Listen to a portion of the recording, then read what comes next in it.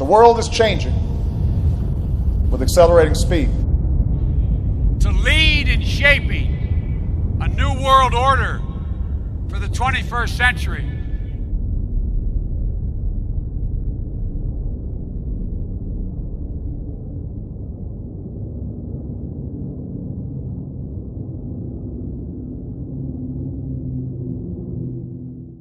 Let's take you to Lebanon, Missouri, where the high school principal, a fellow by the name of Kevin Lowry, that is to say, there he is right there. The PC police make it impossible to use the name God in a public setting, and yet he did just that. And just in case you're interested, during my moment of silence, I gave thanks to God for these great students. I love the fact that he said in a secular society it would be inappropriate to mention God, and then he did, and he reflected on how God is a part of the fabric of Americana.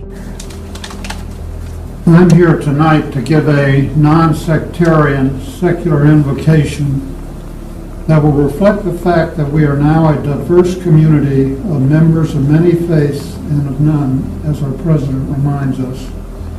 Our new Secretary of Education in Florida recently appointed AIR to receive the $220 million contract for end-of-course exam testing. Please go on their website. Click the link to what they're doing with youth, and you will see what their agenda really is. They are promoting as hard as they can any youth that is interested in the LGBT agenda, and even name it 2-S, which they define as having two spirits. The Bible says a lot about being double-minded. These people that will now receive $220 million from the state of Florida, unless this is stopped, will promote double-mindedness in state education and attract every one of your children to become as homosexual as they possibly can. The principal of D.C.'s largest public high school, Wilson High School, made what might have been one of the biggest announcements of his life, saying that he is gay while at the school's annual LGBT Pride event on Wednesday. Today, he came out with cheers from his students, Mayor Gray on one side, Councilmember Catania on the other. I just turned 50 a couple weeks ago. And, just something kept saying, I'm tired of hiding. Cahill chose the second annual LGBT Pride event at Wilson High to make his announcement. For him, it seemed like the perfect time and place. If I was going to stand in front of these kids today saying we're celebrating our pride and you can be who you are, and I would be a hypocrite if I continue to hide. A planned protest is expected to take place here at Wilson High. Mayor Vincent Gray had a clear message for them. In my best biblical reference, they can go straight to hell. Cahill says times have changed since he was young, and school pride celebrations like the one today would have been very unlikely. I'm disappointed, and I hate to go out this way. Leon McCoy has been speaking at Winfield High School's graduation as far back as he can remember, but he won't be this year because the Board of Education says the school has gotten complaints that McCoy's speeches contain too many religious references and violate the Supreme Court's ruling banning prayer in public schools. He gives to these kids year in and year out, and to see him not be able to speak, on their behalf this year has just shocked me. After hearing the news, some graduating seniors say they felt cheated. He spoke at all three of my siblings' graduation, and so I've always wanted him to speak at mine. Hunter Sheldon and his friends started a petition to try and get the coach back on the agenda for graduation. They say students are always inspired by his speeches. The graduations I've been to, the whole crowd's cheering, and the religion issue's never really been a problem. It's continued even after it was made illegal. Hello, everybody. An outraged mother is taking on a high school drama teacher who allowed a student award ceremony to turn vulgar. Couple Force Mark Miller explains why that parent was so offended and what the school district is doing about it. She certainly knows how to draw the spotlight. I wouldn't want a teacher like that in my school. Drama Club advisor Terry Grimes is in trouble. The parent says Grimes and some of her students on stage used the F word and other profanities and performed a skit about a priest wanting to have sex with kids. Then there were the awards for Horniest Stud and Horniest Girl, with the winner presented with what appeared to be a box of sex toys. The goal of Common Core is to put students on a level playing field and help prepare them for a global economy. The federally controlled program Common Core seeks to put all students, preschool through high school and beyond, under a standardized regime. The goal being to increase math and English skills for the almost 100 million students nationwide. Parents from coast to coast, however, have been shocked and have filed complaints at ridiculously complex methods being taught to solve basic mathematical problems or the use of dumbed-down texts to teach reading. But parents' complaints have been largely ignored. In fact, at least 2 parents were jailed for complaining about Common Core, causing many to draw comparisons to a fascist dictatorship's control over the nation's educational system. Okay.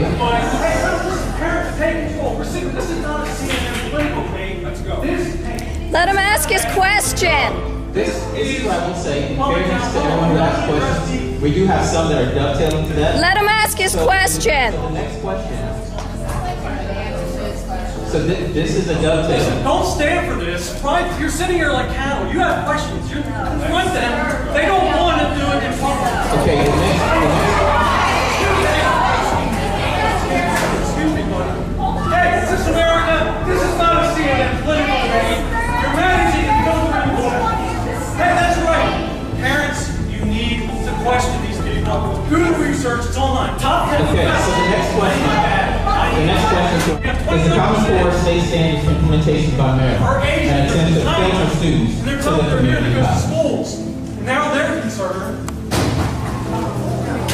But surely, this is not a fascist takeover of our educational system, is it? If that were the case, America would have to be living under a de facto fascist dictatorship. Unfortunately, that is exactly what we are living under. Obama has altogether dispensed with the rule of law, proclaiming often that if Congress won't act, I will. The most detailed analysis to date of Common Core, a Pioneer Institute report. Common Core, per the report, seeks to, quote, produce workers for the global economy. And now Michelle Obama has openly called for children to spy on their parents as well. This is exactly what the Hitler Youth were engaged in under the Nazi regime. Still thinking we're not living under a de facto fascist dictatorship? Think again.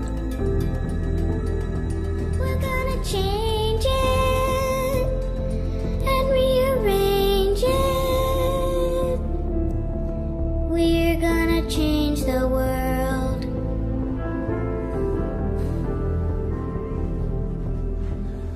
Now's the moment where he wants to sing.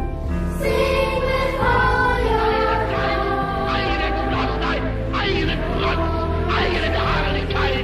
Well, when you think about great leaders in the world, world history, whose words still influence today, there are many names that come to mind. You got your Abe Lincoln, you got your JFK, you got your MLK Jr. Yeah. What about Adolf Hitler? No. No. Take a look at this. It's a Bible school in Alabama, and they put up a billboard with a quote from the Nazi leader. It says, "He alone who owns the youth gains the future." The billboard was promoting education for children, featured kids of diverse backgrounds. Well, sure. The school now admits probably a bad decision to quote Hitler and says, no surprise, they're going to take that sucker down. Oh, they're going to take it down. How many people did it have to go through? That's the thing. It's so heartbreaking that it's laughable. Yeah. I mean, that's the thing about it. An officer responsible for the safety of students at Oakland High School instead caught punching a student who has cerebral palsy and uses a wheelchair. The fact that it happened to a student who has cerebral palsy only compounds the damage and how awful this incident is. The incident unfolded on a school video camera early last week. Officers were urging lingering students to go to class. School officials say the student refused or wasn't moving fast enough when Marchell Mitchell started pushing the wheelchair. Martinez says he had protested when the security guard tried to clear the hall and wheel him to class. He says the guard handcuffed him, and he admits spitting on the guard in protest just before the beating on the tape. I was handcuffed. I ain't had no way to defend myself by my mouth. But Martinez says what was not caught on the tape was the guard beating him and throwing him to the ground on the elevator ride just minutes before. We have never invested as much in public education as we should have because we've always had kind of a private notion of children. Your kid is yours and totally your responsibility. We haven't had a very collective notion of these are our children. So part of it is we have to break through our kind of private idea that kids belong to their parents or kids belong to their families and recognize that kids belong to whole communities. As we first reported last night, the Baltimore City Council has given its approval to what will be one of the strictest curfew laws in the country. Tonight we go in focus for a look at just how this new law is going to be put into action. Well, supporters say it'll keep kids safe. And like the current curfew, children found after hours by police will not be arrested, just taken to a new connections center.